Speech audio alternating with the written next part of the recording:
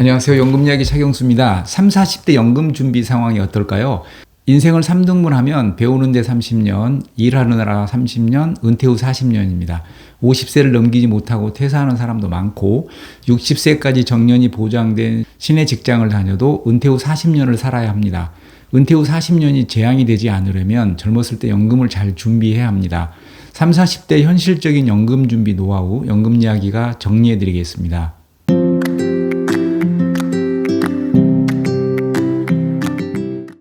먼저 개인연금 전략입니다. 임금이 적어 퇴직금도 얼마 안 되고 그나마 도중에 퇴사한다면 일시금으로 찾아서 다 써버리고 국민연금도 넣다 말다 하고 개인연금도 들어놓은 게 미비하고 이러면 노후가 재앙이 될 수 있습니다. 개인연금의 종류는 아주 다양합니다. 저는 보험을 아주 싫어합니다. 사악한 사업비, 낮은 공시율, 연금 동날 때까지 떼가는 수수료, 연금 개시 이후 적용해주는 이자의 불투명성, 이게 제가 보험을 싫어하는 이유입니다. 변액연금 같은 경우 사업비를 떼주며 펀드에 투자하는 건데 투자하고 싶으면 연금계좌에서 세액공제 받으면서 펀드나 ETF에 투자하면 되지 왜 사업비를 떼주며 펀드에 투자하는지 모르겠습니다. 최저보증 상품은 쌓이는 건 괜찮습니다. 하지만 많이 쌓인 것 같은데 왜 연금 액수가 이것밖에 안 되지? 라는 생각을 하셔야 합니다. 분명 많이 쌓여 있는데 왜 연금은 이거밖에 안 주지? 어떻게 계산한 겁니까? 물으면 성별, 나이별 지급률을 곱했답니다. 쌓인 금액에 몇 % 이자를 붙여준다든지 그런 손에 잡히는 대답은 못 들어봤습니다. 쌓이는 금액만 엄청 강조하지 연금 개시 후 수십 년간 그 큰 내 목돈이 묶여 있는데 그걸 어떻게 운용하고 거기서 나는 운용 수익을 어떻게 준다든지 그런 게 투명하지 않습니다. 연금 개시 이후가 문제인 것 같아서 저는 권하지 않습니다. 특히 연금보험, 연금저축보험은 절대 비추합니다. 증권사 IRP 계좌나 연금저축펀드 계좌, ISA 계좌가 답입니다. 증권사 연금계좌를 추천하면 여러 의견이 있을 수 있습니다. 주변에 보면 다 까먹었더라, 사적연금도 건보로 낸다더라, 연금 탈 때 세금으로 왕창 떼간다, 도중에 찾으면 세금 폭탄 맞는다, 물가 인상률 고려하면 연금은 푼돈이다. 이렇게 말하는 분들 보면 주식, 배당, 부동산 투자를 대안으로 제시합니다. 연금 탈 때 세금으로 왕창 떼간다더라 이런 얘기하는 거 보면 연금 계좌에 대해 정확히 모르기도 하고 대충 알아도 그렇게 해서 어느 세월에 모이겠어? 이런 한방 욕구가 강한 것 같습니다. 대개는 이런 분들 국민연금도 불신하고 퇴직금도 일시금으로 찾아서 주식이나 부동산에 투자하고 나스닥 100 ETF도 성에 차지 않아서 TQQQ 같은 나스닥 3배 레버리지 상품으로 한방을 노리기도 합니다. 연금저축펀드와 IRP 그리고 ISA 계좌를 통해서 웬만한 금융상품에 투자할 수 있는데 얼마나 크게 많이 먹으려고 하는지 모르겠습니다. 노후연금은 연금계좌에서, 목돈 마련은 ISA 계좌에서 이렇게 투트랙으로 끌고 가시면 됩니다.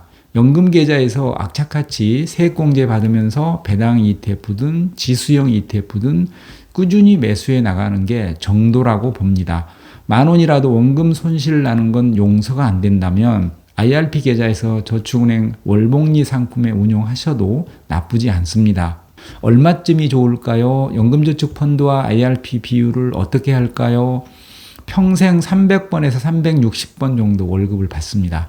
은퇴 후 400번 받을 것까지 미리 준 겁니다. 현직 기간보다 은퇴 후 기간이 훨씬 깁니다. 300번 정도 받은 월급으로 은퇴 후 400번 가까이 연금을 받으려면 월 얼마 정도 연금 자원으로 쌓아야 할까요? 수많은 상담을 통해 알게 된 건 70세 이후 희망 연금 액수를 지나치게 적게 잡는다는 겁니다. 보통은 현역 때보다 조금 줄이지만 70세까지는 비교적 많이 받고 70세 이후에는 공적 연금으로만 살겠다는 사람들이 많습니다. 70세 넘어서 갑자기 한 달 사이에 몇백을 줄인다는 건 현실과 맞지 않습니다. 65세까지는 생각보다 생활비가 많이 들어갑니다. 그리고 65세 이후 줄이더라도 매년 아주 조금씩 줄여나가야 합니다. 문제는 이렇게 설계하려니까 은퇴 후 국민연금 나오는 65세까지 이것저것 다 찾아 먹어야 합니다. 연금 수명을 길게 가져가려니까 즉 종신으로 타려니 금액이 너무 적어서 대부분 5년, 10년 안에 다 찾아야 65세까지 생활이 됩니다. 공적 연금 월 320 받는 70세 퇴직 선배에게 들은 얘기입니다. 본인이 오래전 후배에게 축의금을 받았는데도 카톡으로 날아온 후배의 마음 전할 계좌에 마음을 못 전한답니다. 그리고 오다 가다 안 만나기를 기도한답니다. 시즌 되면 감당이 안 된답니다. 혹자는 70세에 공적연금 320 받는 사람이 얼마나 될까 부럽다 이러실 분도 계실 거고, 이 연금이면 실제 부족함 없이 노후를 즐길 수 있는 분들도 계실 겁니다. 이 선배는 개인연금 준비를 소홀히 했고 70 넘으면 돈 쓸 일이 얼마나 있겠어? 이런 생각으로 공적연금에 모두 은퇴 후 10년간 다 소진해버린 겁니다. 여러분은 이대로 퇴직하면 공적연금 월 320만 원 정도 받을 수 있나요? 알겠는데 여유가 없다.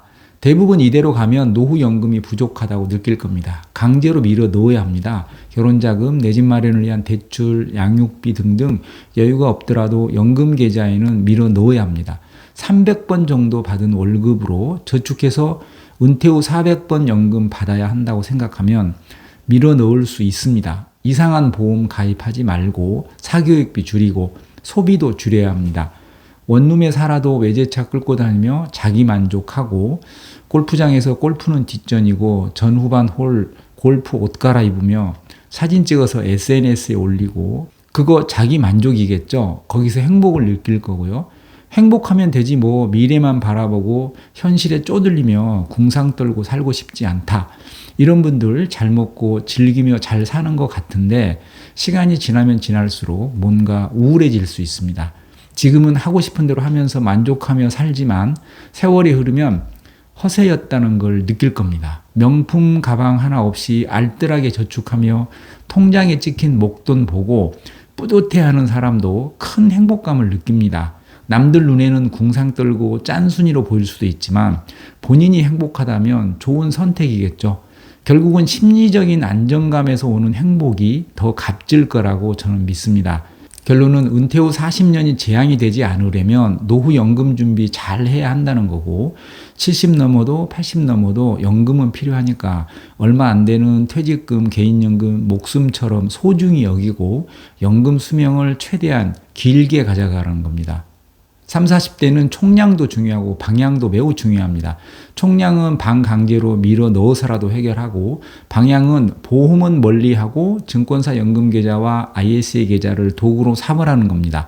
난 예금만 하겠다면 연금저축펀드에는 넣지 말고 IRP 계좌에 최대한 밀어 넣되, 아파트 계약금이고 뭐고 하늘이 무너져도 해지하지 않겠다는 각오를 해야 하고, 노후 연금 외 쓸 목돈은 ISA 계좌에서 불려나가십시오. 노후 연금용 연금 계좌와 은퇴 전 목돈 마련을 위한 ISA 계좌 간 비율은 개인 상황에 따라 달라야 합니다. 대출도 많은데 연금 계좌에 지나치게 밀어넣는 건 바람직하지 않습니다. 제가 20대를 따로 언급하지 않은 이유가 있습니다. 인생 최상의 재테크는 좋은 배우자를 만나는 겁니다. 아직 결혼 전이라면 본인의 경쟁력을 키우고 자기 개발하고 데이트 비용도 많이 쓰십시오. 좋은 여자친구 만났는데 커피값 걱정하고 너무 쪼잔해 보이면 안 되잖아요. 결혼 후 둘이 힘을 합해 저축하고 알뜰살뜰 살면 금방 모을 수 있습니다. 빨리 좋은 배우자 만나는 게 경제적 기반을 다지는 데도 더 유리합니다. 20대 결혼 전 최상의 재테크는 좋은 배우자를 만나는 것이니 돈 모으려고 너무 그러지 말고 본인을 위해 가감히 투자하십시오. 그렇다고 낭비하거나 허세 부리라는 얘기는 아닙니다. 주식을 하든 예금을 하든 배당 투자를 하든 웬만한 금융상품은 ISA 계좌와 IRP 계좌에서 거의 투자가 가능합니다. 3배로 튀기겠다 뭐 이런 마음 아니라면 투자 상품은 널려 있습니다. 연금보험 같은 거 쳐다보지 마시고 증권사 연금계좌와 ISA 계좌를 활용해서 절세, 건보료, 노후연금 3마리 토끼를 다 잡으시기 바랍니다. 비대면은 계좌관리 수수료 없습니다. 연금저축펀드와 적립 IRP 계좌 개설 시 비대면으로 개설하면 영업점 관리를 받아도 평생 계좌관리 수수료 없습니다. 세금 혜택보다 운용 수익이 훨씬 더 중요합니다. 잘 운용하기 위해서는 우선 내가 관심이 있어야 하고 좋은 관리자의 관리를 받아야 합니다. 퇴직금이 아니라면 비대면 계좌로 개설 시 관리를 받아도 평생 계좌관리 수수료 없으니까 계좌 개설 시 적절히 활용하시기 바랍니다. 임금을 내 마음대로 올릴 수는 없으니 퇴직금 액수는 손을 쓸 수 없지만 같이 입사해서 똑같이 승진하고 똑같이 퇴직해도 퇴직급여는 많이 차이 날 수 있습니다. 퇴직연금이 퇴직금보다는 유리합니다. 선택할 수 있다면 일단 퇴직연금 DB형에 가입해 두는 게 좋습니다. 퇴직 몇 년 앞두고 DC형으로 전환하되 전환하는 타이밍이 매우 중요하니까 수당과 성과급 같은 평균 임금에 포함되는 임금이 높을 때 전환하십시오.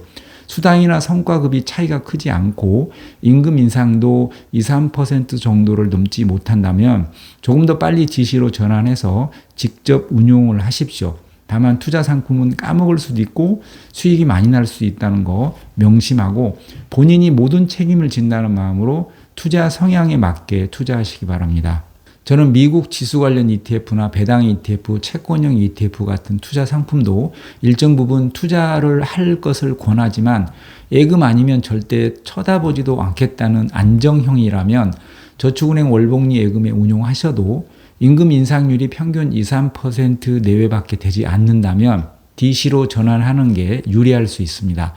IRP 계좌로 매월 또는 매년 퇴직금을 받고 있다면 기업으로서는 득이지만 근로자로서는 손실이 클 수 있습니다. 퇴직 앞둔 최근 3개월간 평생 최고 연봉을 기준으로 평균 임금 31분을 산출해서 재직 기간을 곱하면 내가 받을 퇴직금입니다. 그렇게 퇴직금을 주지 않고 신입사원 때부터 매월 몇십만 원씩 퇴직금을 주는 회사도 있습니다. 매월 퇴직금을 주면 퇴직 시 한꺼번에 받는 금액에 비해서 절대적으로 적습니다. 만약 매월 받는 퇴직금을 잘 운용해서 매년 연봉 인상률보다 더 수익을 낸다면 매월 퇴직금을 받아서 운용하는 게 더 이익이겠지만 그렇게 수익을 내는 게 쉽지 않습니다. 보통 매월 퇴직금을 주는 회사는 내가 사업자를 선택할 권한도 주지 않고 회사의 주거래 은행에 반강제로 IRP 계좌 개설하게 해서 매월 꽂아버립니다.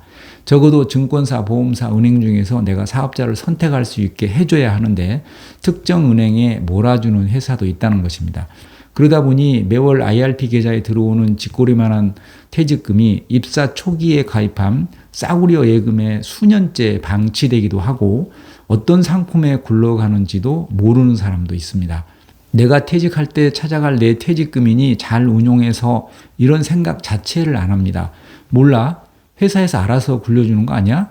이런 상태라면 퇴직금 불어나지 않습니다. 정리하면 내가 선택할 수 있다면 퇴직연금을 선택해라. 퇴직연금은 회사에서 운영하는 DB형과 내가 운영하는 DC형이 있는데 우선은 DB형에 가입하고 퇴직 몇 년 앞두고 DC형으로 전환할 타이밍을 잘 잡아라. 퇴직금이나 퇴직연금 DB형은 퇴직할 때 한꺼번에 목돈을 주지만 그렇게 퇴직금을 주지 않고 매월 조금씩 퇴직금을 털어버리는 회사도 있다. 이런 경우 운용을 잘못하면 즉 그렇게 받은 쥐꼬리만한 퇴직금으로 금융상품에 운용해서 수익을 내지 못하면 나중에 퇴직할 때 한꺼번에 받는 퇴직금보다 훨씬 적다.